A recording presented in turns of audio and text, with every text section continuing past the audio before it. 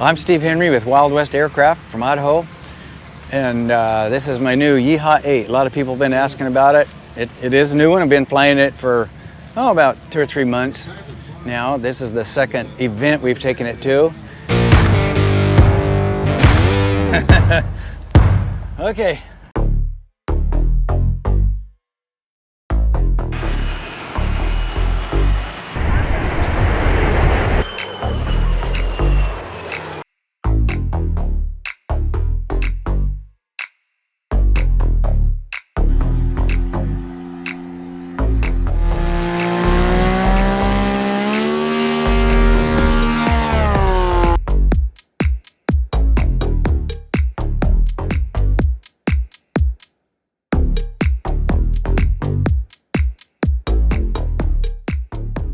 I almost built a nose dragger, which would have been a disaster for where we fly out there, but that's how much I didn't know about what I was about to get into. So when I started the flying, I really didn't know I was going to be, real serious backcountry guy. But where I live, there is a lot of that, and people that, one in particular, Joe Dory, that I got to fly with, and it's like, man, I love this stuff, and I just dove off into it. And unfortunately, I had built a tail dragger Highlander that worked really well for it.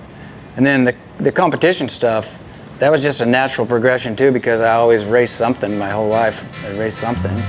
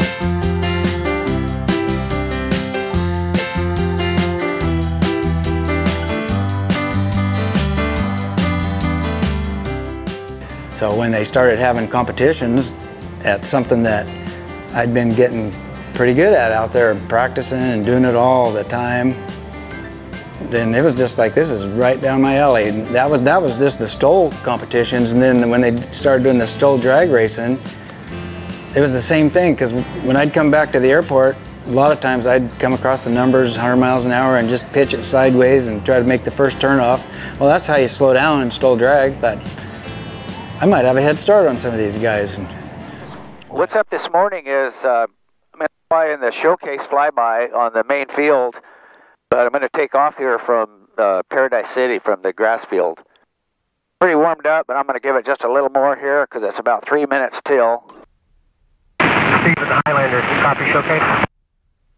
Yeah, I copy. If you wanted to go ahead and get in the air now, by the time you get over here, it'll be 10 o'clock. Okay, it won't take me long to get there.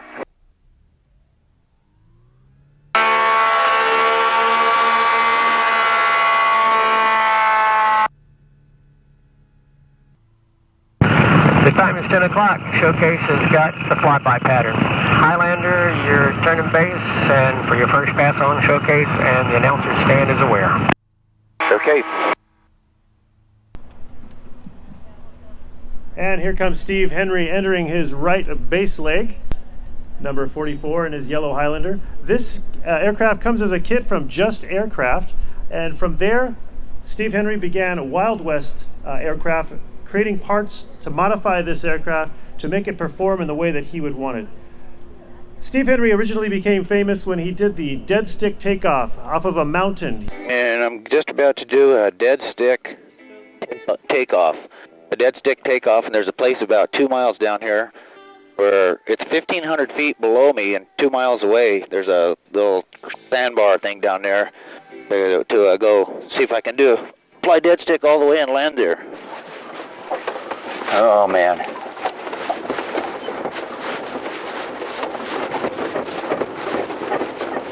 Okay, about 5 miles an hour.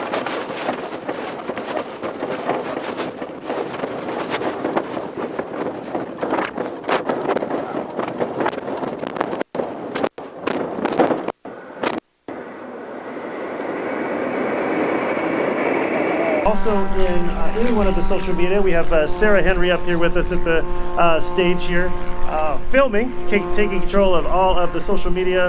You have YouTube, Instagram, TikTok.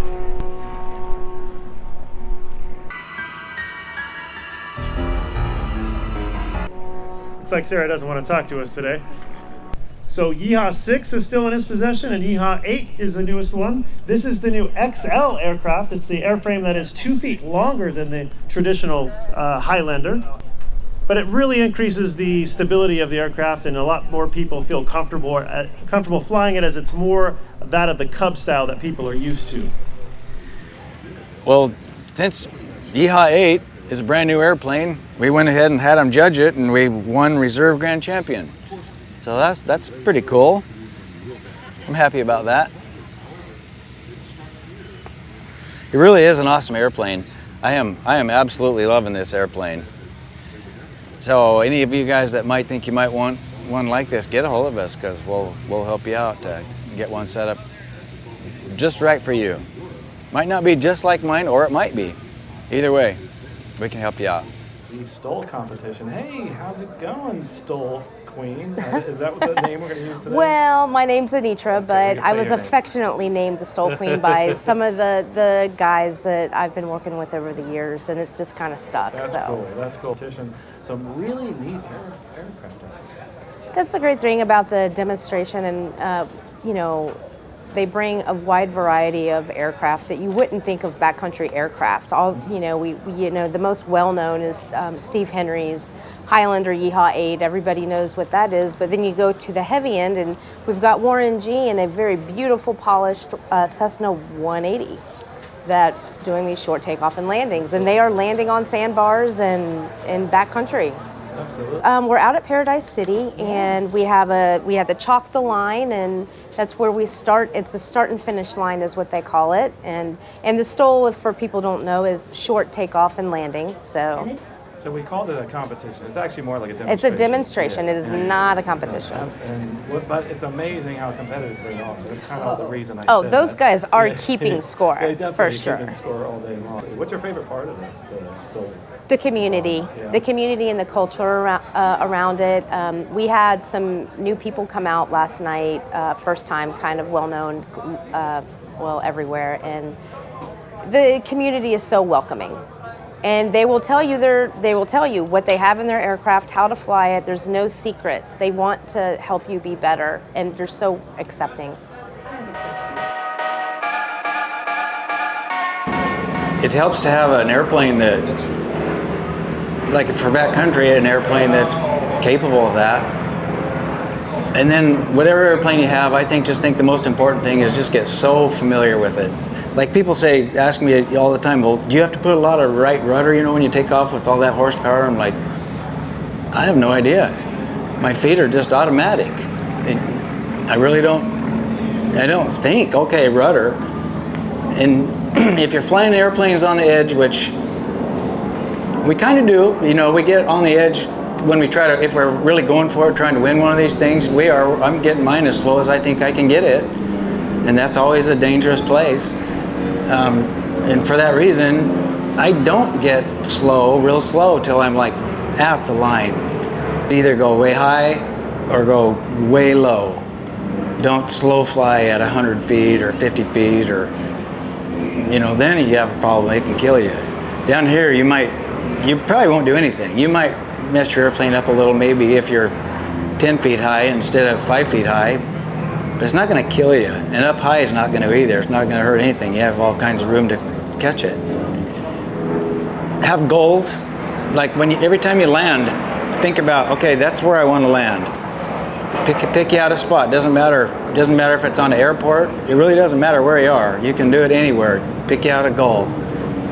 Be hard on, I like to be kind of hard on myself when I'm practicing. I really, if I want to land at that little patch of dirt, that's where I want to land. I don't want to land 3 feet past it. At first you don't try to hit one little spot, but as you start getting better and better, you start narrowing it down and making yourself be more accurate, and you're more capable of doing it by that time too, because the practice you've been doing. One thing that I always thought was really fun about that too is I remember early on I'd land in some place that I thought was just like the most craziest steep shore.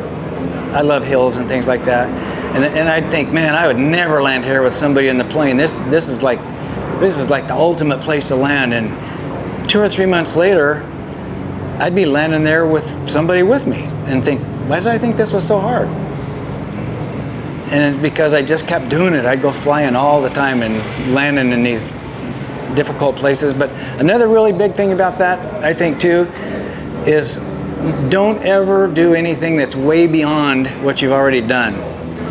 Always keep building, but in little steps. Don't ever bite off a big step that's way beyond anything you've ever done. That's asking for it. But if you just keep taking those steps, it's amazing how far you get, and you look back and think, wow, I'm amazed I'm here myself.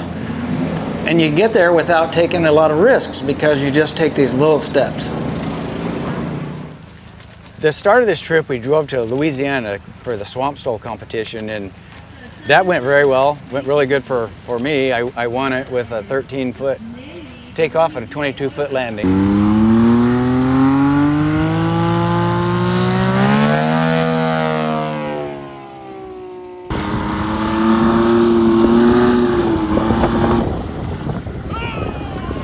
Oh, that's it!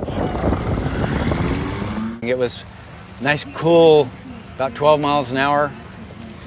It was muddy, and it rained, it was slick. I had my knobby tires on, and man, they just gripped, and I got stopped really good. Other people with the slick bush wheels were sliding. So that went real good. Dan Reynolds was in it. He's always tough to beat. And Dan Reynolds was also down here, and we did it 3 days down here. And I got him the first day, he got me the second day, I got him the third day. The second day, he got me quite a bit. He had like his record best takeoff and landing.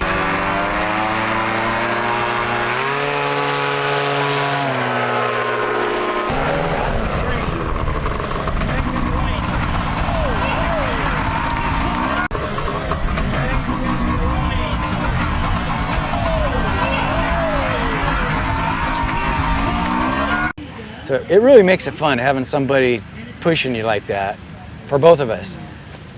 But the crowd loved it. It's so fun taxiing by, and people are holding up 9s and 10s, and you wave, and just all these people waving back.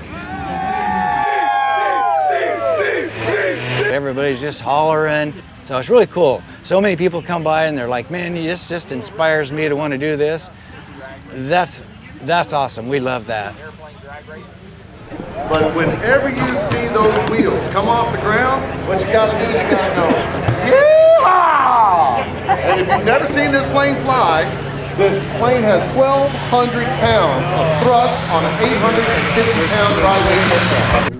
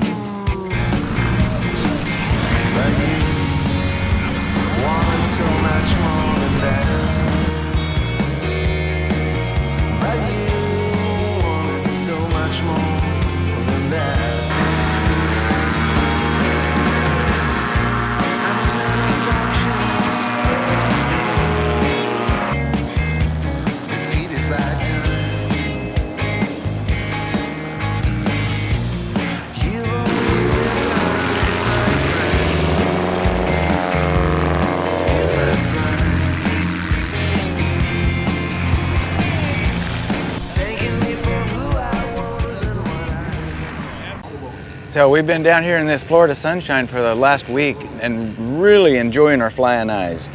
Been taking advantage of some of the different lenses they have. That for my glasses, they just click on. They are down here at this event, so we've been able to spend a little time with Dean and Brady and learn a little bit more about what they have. So that's been good. Of course, I've been enjoying my flying eyes the whole time I've been flying down here too, because they're just so comfortable under my headset.